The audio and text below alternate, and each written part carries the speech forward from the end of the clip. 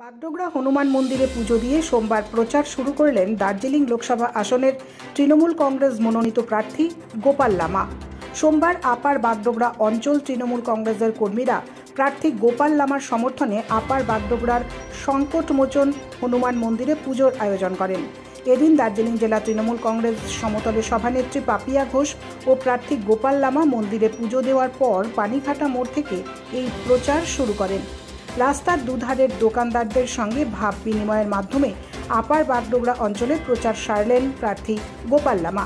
এছাড়াও এদিন এই প্রচারে উপস্থিত ছিলেন জেলার ব্লক ও অঞ্চলের তৃণমূল নেতৃত্বরা। দেখো, প্রচার তো সারা বছরই আমরা করি, কাজের মাধ্যমে, উন্নয়নের মাধ্যমে। আজকে আমরা যখন থেকে নির্বাচন ডিক্লেয়ার হয়েছে, আমরা প্রতিদিন প্রত্যেকটা অঞ্চলে ওয়ার্ডে পুজো দিয়ে আমরা সহকর্মীরা ঈশ্বরের কাছে প্রার্থনা করে তারপরে আমরা পদযাত্রা বা ডোর টু ডোর যেটা গ্রুপ মিটিং আমরা করছি। সেই মতো করে আজকে বাগডোগরা, আপার বাগডোগরাতেও আমরা আমাদের প্রার্থী গোপাল লামা মহাশয় এবং আমাদের সকল স্তরের সহকর্মীরা আমাদের সাথে রয়েছে।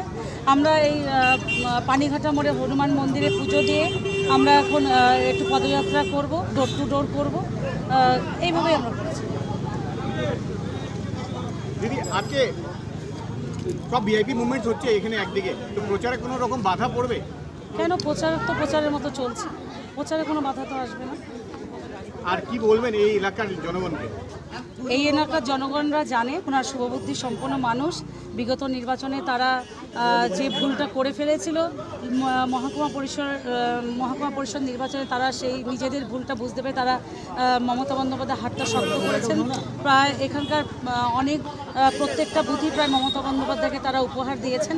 আমাদের দৃঢ় বিশ্বাস, আমাদের সহকর্মী, আমাদের আপার বাগডোগরা জনগণের ওপর তারা উন্নয়নের শরিক হতে চায়, উন্নয়নের সাথে থাকতে চায়। গতকাল রাতে পাশের জেলাতে যে বিধ্বংসী কাণ্ড ঘটে গেছে, সেখানে কি আপনারা সঠিক যাচ্ছেন? একদমই। আমরা আমাদের দলনেত্রীকে কাল রাত 10:30টার সময় এয়ারপোর্টে আমরা রিসিভ করেছি এবং আমাদের একটা টিম তার সাথে চলেও গেছে।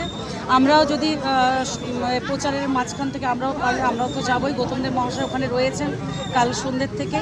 তো আমরা জলপাইগুড়ির যে মানুষরা এই বিধ্বংসী যে একটা কি বলবো প্রাকৃতিক বিপর্যয়ের কবলে পড়েছেন, তাদের প্রত্যেকের জন্য, পরিবারের জন্য আমরা ঈশ্বরের কাছে প্রার্থনা করছি।